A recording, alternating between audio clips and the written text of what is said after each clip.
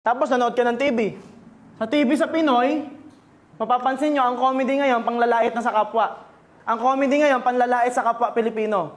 Diba? Panahon nila Babalu, okay pa nga eh. Panahon nila Dolphy, okay pa eh. No? Banayad whiskey. Galing ka ba sa trabaho? Kubarin mo lang ang sapatos, di ba? Makagawa kaya tayong ganun. Moringa coffee. Makagawa nga, gayahin natin, no? Tapos si Ruel yung bida. So sa TV, puro kahirapan, puro toxic, puro negative, walang binabalitang entrepreneur na yumaman. Sir, merong pailan-ilan. Marketing po yun. Binabayaran po nila yung para ipakita sila sa TV. Teka, maglolokohan pa ba tayo? Diba? Nagbabayad lang yan. Gagawa ng magandang kwento.